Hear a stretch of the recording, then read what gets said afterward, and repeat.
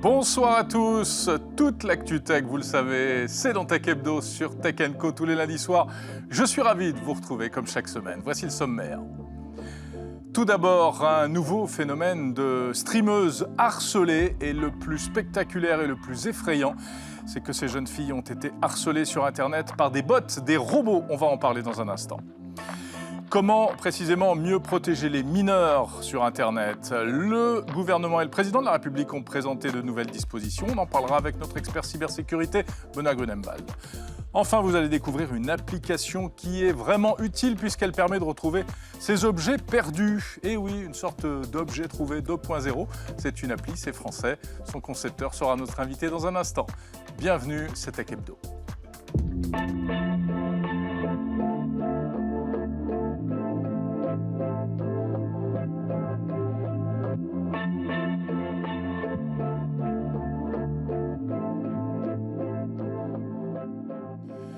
Et c'est un Tech Hebdo 50%, j'allais dire, puisque mon camarade François Sorel n'est pas là cette semaine, très exceptionnellement.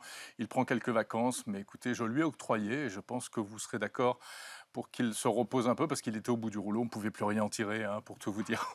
Coucou François, si tu nous vois. Bien, je suis ravi de vous retrouver, en tout cas, pour ces 26 minutes consacrées à l'actu tech de la semaine en votre compagnie, avec des invités, avec des news, on vous l'a dit dans un instant. Tech Hebdo, c'est tous les lundis soirs, sur Tech Co et sur les box, bien sûr, sur votre télé, si vous le souhaitez, toutes les box opérateurs. C'est parti pour l'actu.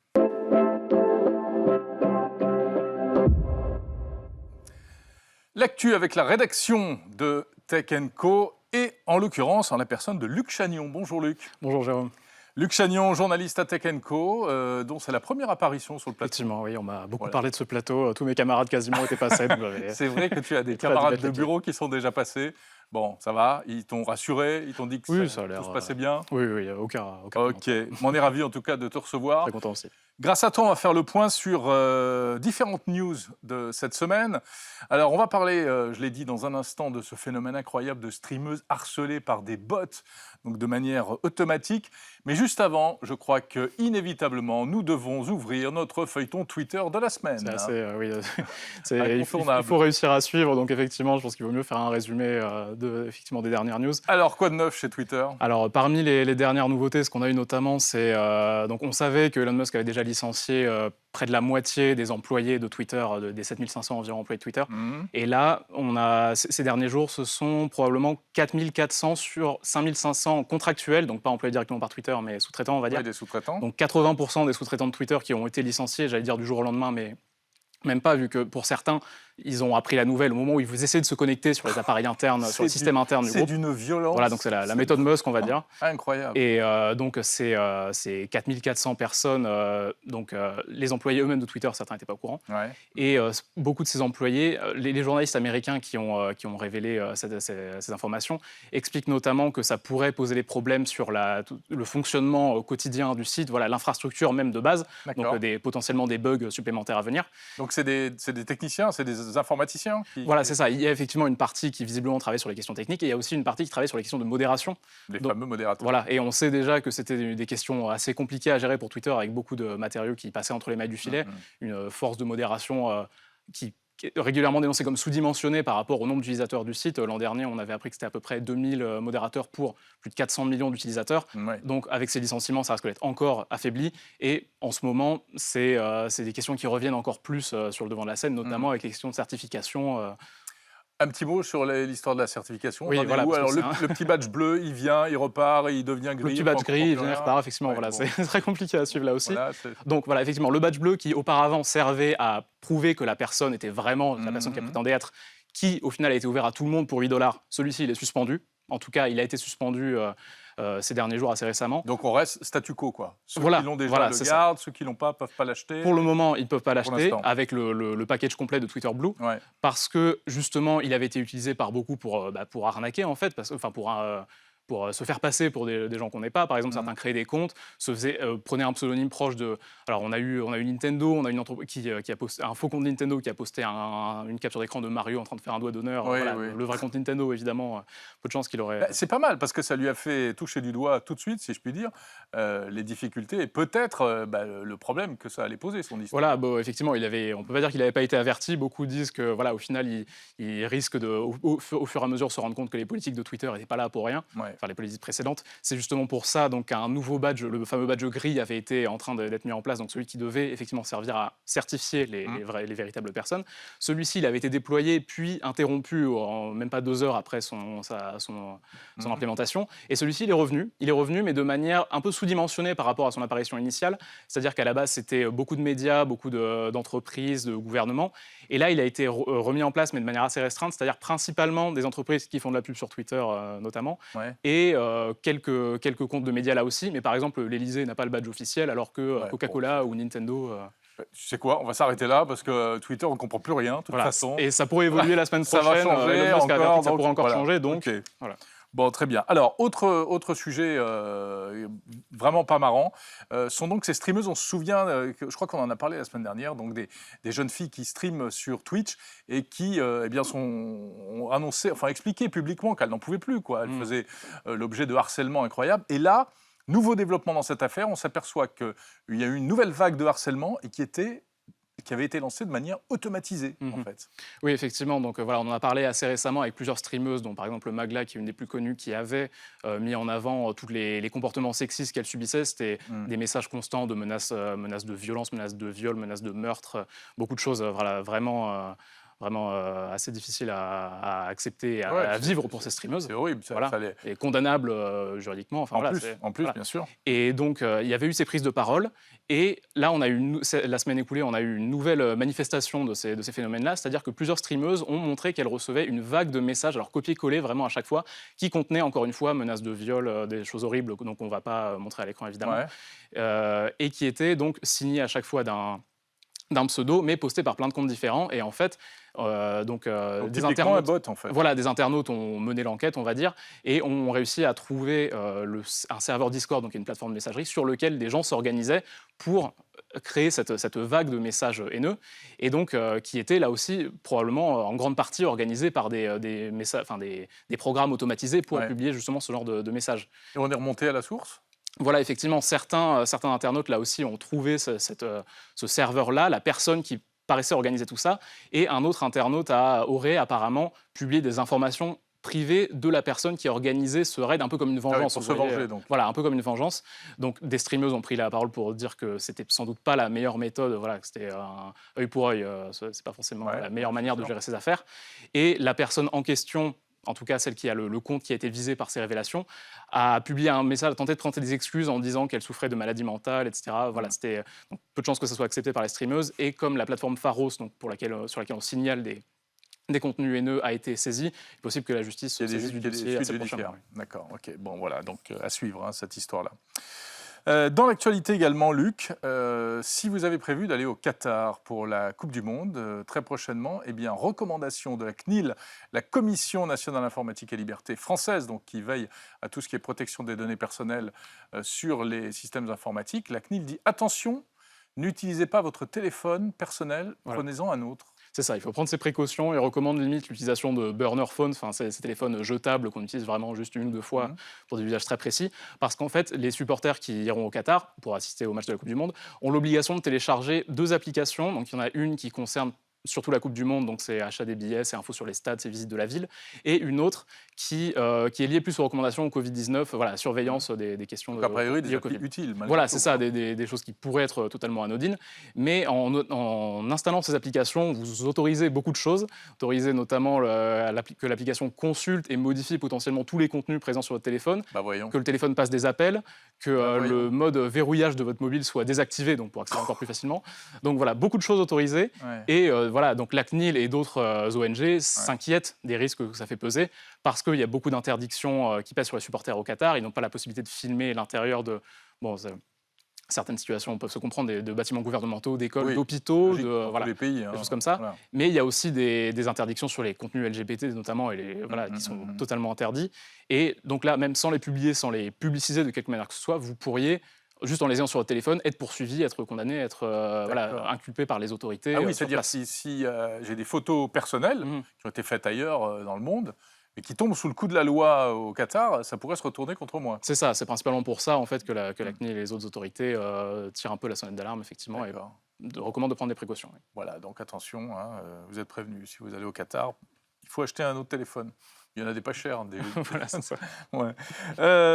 Allez, dernier sujet, on voulait vous en dire un mot parce que c'est quand même c'est bon à savoir, c'est effrayant à la fois. Attention, si vous achetez des billets de train sur certains distributeurs, vérifiez bien que le distributeur n'a pas été piraté. C'est ça, c'est la police, la police du Val d'Oise qui a tiré la sonnette d'alarme là aussi parce qu'ils auraient repéré certains distributeurs de billets de la SNCF qui, en gros, sur lesquels des voleurs auraient apposé un boîtier de paiement sans contact par-dessus le boîtier, le véritable boîtier, le boîtier classique, et qui permettrait, en gros, souvent quand on paye sans contact, on est un peu pressé, c'est parce qu'on est un peu pressé, ou alors ça permet d'aller plus vite, on regarde pas trop. Et ce faux boîtier, donc sur lequel l'étiquette est noire et blanche, contrairement aux boîtiers classiques qui sont jaunes et noirs, ça permettrait donc de débiter jusqu'à 50 € de manière automatique, alors que c'est absolument pas sans avoir le billet qu'on a commandé. En plus, 50 €, c'est avec la carte, mais si je paye avec mon téléphone ou avec ma montre, il n'y a plus le plafond des 50 €. Effectivement, oui, sans doute que c'est lié au plafond et que si on utilise ces moyens de paiement-là, ça peut monter encore plus haut. Alors heureusement, en cas de paiement frauduleux comme cela, il y a moyen de contacter sa banque, de faire suspendre le paiement et se faire rembourser. C'est jamais simple. Hein. Voilà, c'est ça, c'est toujours très chronophage.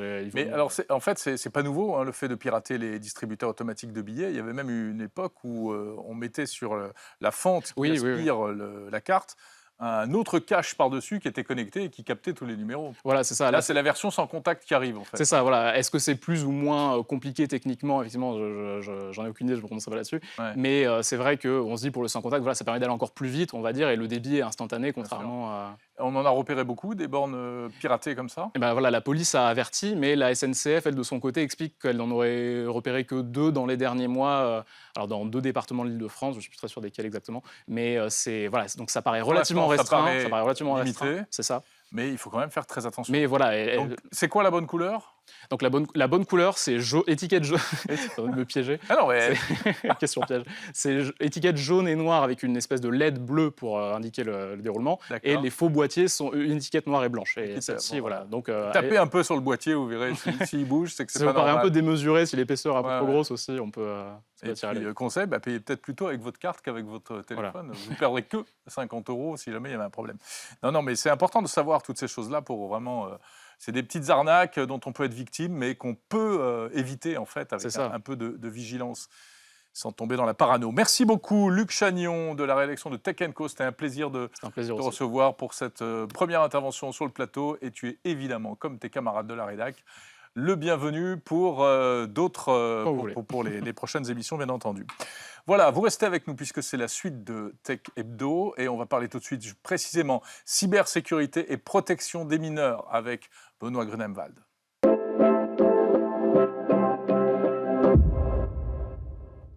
Comment mieux protéger les mineurs sur Internet, les plus jeunes?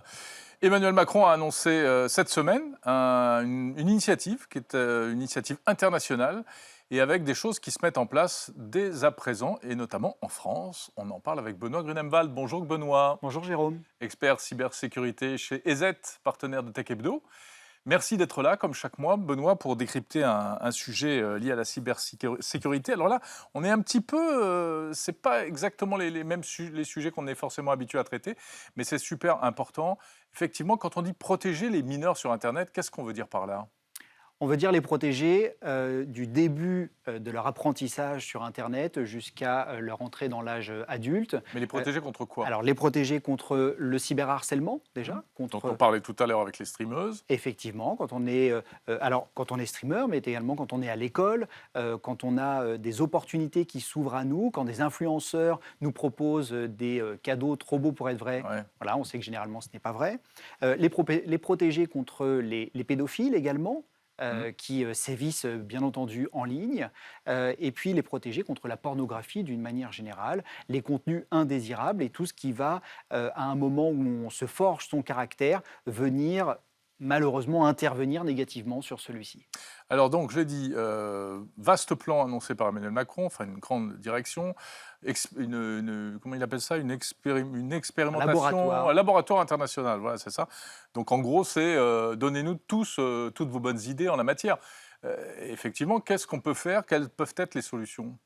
Alors, la première solution, c'est de vérifier l'accès à Internet, c'est-à-dire de pouvoir, pour mettre une sorte de contrôle parental, à partir du moment où on va vouloir aller sur Internet, filtrer cet accès, on va pouvoir... Donc, en tant que parent, en fait, c'est la tablette que je vais donner à mes enfants, qu'elle soit un minimum sécurisée, enfin qu'elle soit plus qu'un minimum. Alors les appareils, finalement, l'objectif mais... est que pour 2023, le plus tôt possible, les appareils qui soient donnés et qui sont destinés aux enfants contiennent un contrôle parental. Ouais, mais ce n'est pas déjà le cas, enfin, parce que ça fait des années qu'on parle de ça. Hein. Cela fait des années que l'on en parle, mais aujourd'hui, techniquement, ce n'est pas le cas. Vous avez un nouveau smartphone que vous achetez, vous pouvez le donner à vos enfants, il n'y a pas de contrôle parental. Ouais, vous avez des solutions qui existent, mais elles ne sont pas incluses, elles ne sont pas out of the box, comme on dit, et surtout très intuitives. Et l'idée, c'est de pouvoir les protéger en amont, ces objets, parce qu'il y a certains objets connectés qu'on ne va pas pouvoir protéger de l'intérieur avec des logiciels ou du matériel. D'accord. Il y a des solutions, donc, alors il y a aussi des usages, mais quand on est parent, surveiller un peu ce que font les enfants sur les écrans. Mais ces solutions techniques, est-ce qu'elles sont fiables? Est-ce qu'elles répondent à tous les besoins, toutes les menaces? Alors, elles vont couvrir un grand nombre de menaces, notamment celles où le site web est bien identifié comme étant une menace et où des comptes, quand on est sur les réseaux sociaux, des comptes qui eux-mêmes sont signalés par les utilisateurs. Par contre, rien ne vaut la prévention et la sensibilisation. Et c'est pour ça qu'il faut accompagner les enfants. C'est une des trois mesures que présentait Emmanuel Macron. C'est le PIX, le passeport pour accéder à Internet, qui va amener une culture des bons comportements, apprendre les bons comportements, parce que parfois quand on est derrière son écran, on peut se dire qu'on est loin, qu'on est anonyme, alors qu'en fait les interactions que l'on a avec ses petits camarades peuvent être parfois très très frustrantes, sauf qu'on ne les a pas en face de nous pour pouvoir se rendre compte de cela. Quand on dit les mineurs, il y a plusieurs tranches d'âge, évidemment. Il y a des tout-petits, bon, même si il est quand même pas très conseillé de donner des écrans à des tout-petits, précisément, hein. Et puis après, quand il y a vraiment les plus jeunes et puis les adolescents, à chaque fois, finalement, il faut s'adapter, et notamment en tant que parent. Complètement. Et c'est pour ça, par exemple, que nous, on a créé une initiative, Safer Kids Online, où on va à la fois s'adresser aux plus jeunes, en leur montrant des contenus ludiques, éducatifs, et aussi accompagner les parents, parce que ce n'est pas du tout évident, même pour moi, par exemple, qui suis dans la tech, j'ai 2 filles de 8 et 13 ans, et je dois... On est parfois désemparés, on ne sait pas par quel bout prendre le problème. Exactement, et il faut à la fois parler et mettre des éléments qui vont être des garde-fous. Je pense notamment à la pornographie. C'est d'ailleurs un des axes dans lesquels veut aller notre président, c'est de limiter l'accès à la pornographie. Et là, pour le coup, ça va vraiment se passer de manière technique. Oui, et ce sera plus à la source, au niveau des sites web. Et c'est d'ailleurs ce qui est compliqué, c'est de réussir à discuter avec l'industrie, les fournisseurs de contenu, pour leur demander d'appliquer des mesures qui vont permettre d'éviter que des plus jeunes puissent accéder au contenu pornographique sans pour autant nuire à leur business. On sait qu'il est florissant d'ailleurs, donc il faut pouvoir apporter de l'anonymat en même temps qu'une garantie d'âge pour les visiteurs. Est-ce que la technique peut répondre à cette double problématique? La technique répondra forcément à cette première problématique. Par contre, encore une fois, il y a du contenu qui peut être diffusé en dehors des plateformes repérées. Donc, discuter avec les plus jeunes et notamment les adolescents est encore une fois primordial. Et aussi de pouvoir signaler. Ça, c'est un point qui est important. On l'a ajouté, nous, sur nos plateformes, la possibilité de dire « j'ai un problème », de pouvoir parler avec une personne dont c'est le métier, de pouvoir avoir accès à des professionnels qui vont nous aiguiller. Bon, bien entendu, le premier réflexe, c'est de parler avec ses proches, mais si pour une raison X ou Y, le jeune n'y arrive pas, il faut lui dire il faut dire aux jeunes qu'ils ont des moyens de contacter des professionnels qui peuvent les aider, soit de manière anonyme, soit de manière tout à fait ouverte. Et si je suis parent, ou si je suis, je sais pas, grand frère, je veux me soucier d'un petit frère ou d'une petite sœur, Où est-ce que je peux aller m'informer au mieux et où est-ce que je vais aller trouver des réponses pour essayer d'y voir clair? On a créé, par exemple, chez nous, un blog qui s'appelle internetenfamille.fr. Et sur ce site-là, vous allez pouvoir trouver des conseils pour les parents, pour les enfants. Et en cas de besoin, parce que nous ne nous substituons pas aux actions menées auprès des plateformes, par exemple, pour limiter l'accès à des comptes, eh bien, vous avez l'association e-enfance, Ouais. le 3018, où vous allez bien entendu trouver des conseils également, mais surtout trouver une ligne où vous allez pouvoir appeler, poser des questions et demander de l'aide, ce qui est le plus important dans ce genre de cas. Et si c'est un mineur qui a besoin d'aide, vous disiez tout à l'heure qu'il faut pouvoir accéder. Qu'est-ce qu'il peut faire? Il peut aller, où est-ce qu'il peut trouver de l'information? Le 3018, c'est vraiment 3018 par téléphone. le guichet principal pour se retourner lorsque l'on a un problème sur des contenus sensibles sur Internet. Voilà, vaste sujet, hein, puisque ça fait des années qu'on parle de ça, et à mon avis, on en reparlera encore, mais c'est vrai que ça avance malgré tout, donc c'est pas mal. Merci beaucoup, Benoît Grunemwald, Merci Jérôme. expert cybersécurité chez EZ. On se retrouvera bien sûr prochainement dans un nouveau numéro de Tech Hebdo. On passe tout de suite à notre rendez-vous Tech Care.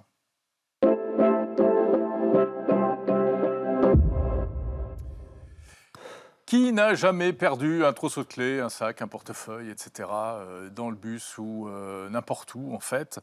Eh bien, heureusement, il y a en principe des moyens pour retrouver ça. Et notamment, il y a l'application Trouve. On reçoit son cofondateur Grégoire Rebro. Bonjour. Bonjour. L'application Trouve, T-R-2-O-V.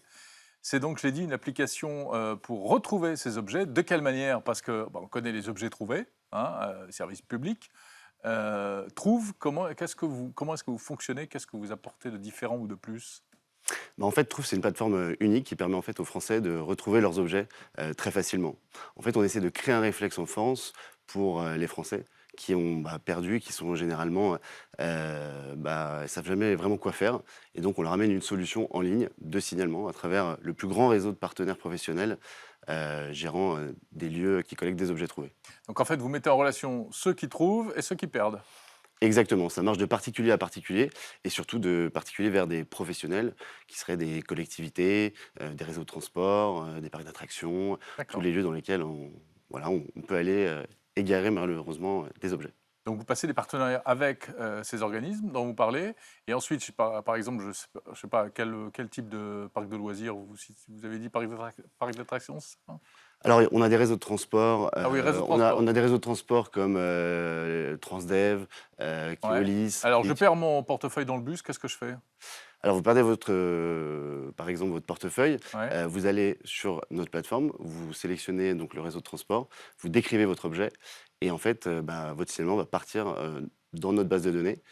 Et en fait, on a développé un algorithme qui va en fait trouver une correspondance avec le réseau, Ouais, mais il si faut toutefois l'objet a été retrouvé. Ah, voilà, il Voilà. faut que quelqu'un aussi de l'autre côté ait déclaré qu'il avait trouvé tel ou tel objet. Exactement, mais beaucoup de professionnels en France en fait récupèrent des objets, les collectent un petit peu à l'ancienne, on va pas se mentir. Mhm. Et en fait, avec Trouve, on vient les aider à professionnaliser un petit peu, à améliorer D'accord. leur expérience Vous eux en mettez tant que du professionnels. digital dans tout ça. Exactement, et surtout, on permet à ces particuliers qui sont perdus, hein, c'est le cas de le dire, à travers tous ces services, de signaler facilement et de retrouver en quelques instants. Qu'est-ce qui est le plus souvent perdu? Alors, ça va être des portefeuilles, des téléphones, des tablettes. En réalité, ça dépend vraiment des lieux dans lesquels vous allez perdre. On travaille beaucoup avec les aéroports, par exemple, Mhm. et donc là, ça va être des tablettes, des sacs, Ça, les tablettes les passeports, oubliées dans les etc. avions ou les liseuses. C'est tous les jours. Voilà, je pense que moi j'ai de quoi ouvrir une boutique, hein, celui qui les a trouvés. Oui, et le taux de recouvrement, enfin le taux Restitution. de restitution, voilà, je cherchais le mot, c'est quoi? Alors, en France, il faut savoir qu'il est extrêmement bas, il est à moins de 3%. On a lancé une Waouh. étude l'année dernière avec l'Institut Ipsos et on s'est rendu compte que c'était extrêmement bas. Et aujourd'hui, quand vous êtes équipé du logiciel Trouve, vous avez au minimum 30% de taux de restitution, ce qui est assez incroyable. Et on en a même certains qui dépassent les 50%. Donc voilà. D'accord. Il y a du Mais travail. alors, vous l'avez dit, vous passez des partenariats avec Oui. des organismes, donc j'irai peut-être pas, si je perds mon portefeuille dans le bus, si j'ai pas l'idée d'aller chez Trouve, je vais plutôt m'adresser à la compagnie. Est-ce qu'elle va m'indiquer clairement la procédure à suivre et comment utiliser votre service? Exactement. En fait, chaque partenaire a une communication très spécifique. Il partage toujours en fait un lien qui ramène vers notre site internet, qui permet en fait aux particuliers de signaler son objet, qu'on soit un réseau de transport ou au musée du Louvre par exemple, qui utilise aussi notre logiciel. Tout se fait relativement facilement. D'accord. Ça représente quoi comme nombre d'entreprises avec lesquelles vous avez passé des accords?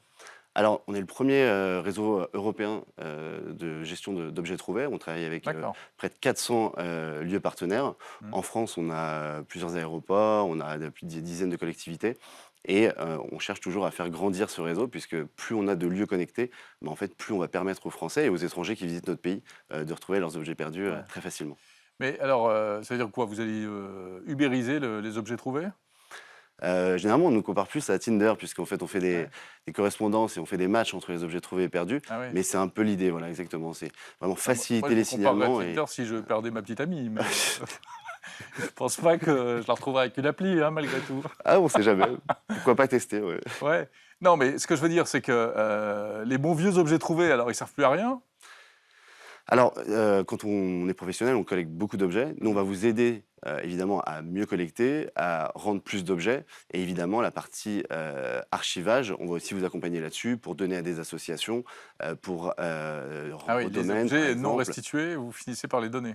Tout à fait. Il y a beaucoup de dons. L'État aussi récupère à travers les domaines. Ouais. Et en fait, les collectivités ont la gestion sur leur territoire des objets trouvés. Donc, Ouais. il y a tout un process. Et nous, on n'a pas le droit légalement d'intervenir au-delà de ça. D'accord. Mais je comprends bien en vous écoutant que vous aidez les professionnels. Mais vous aidez aussi les particuliers qui ont perdu leurs affaires. Ça apporte quand même quelque chose de plus efficace. Ah, c'est beaucoup plus efficace. Et puis, vu qu'on rend plus d'objets, ça évite à tous ces particuliers de racheter leur objet, de le refabriquer derrière. Donc, c'est aussi très éco-responsable finalement de mettre en place une solution comme Trouve, puisque voilà, on dit toujours un objet rendu, c'est un objet qui n'est pas refabriqué. Et pour nous, ça nous tient à cœur. Et quand bien même il n'est pas rendu, comme je vous le disais, on essaie d'accompagner nos partenaires sur la restitution à des associations, à des organismes de collecte pour voilà, remettre dans le circuit pour une autre vie. Très bien. Bah, écoutez, parfait, en effet. Ce qui fait que vous méritez toute votre place dans ce rendez-vous Tech Care. Merci beaucoup, Grégoire Rebro, Merci cofondateur à de vous. Trouve TR2OV. Et voilà, c'est ainsi que se termine ce Tech Hebdo que j'étais ravi de passer avec vous la semaine prochaine. Rassurez-vous, François Sorel sera de retour. Nous serons donc tous les deux en plateau. En tout cas, je le souhaite, à moins qu'il prolonge ses vacances, mais je ne lui donnerai pas l'autorisation. Donc, de toute façon, ça se passera pas comme ça. Voilà, merci de nous avoir suivis, merci de nous suivre au quotidien. Portez-vous bien, salut à tous.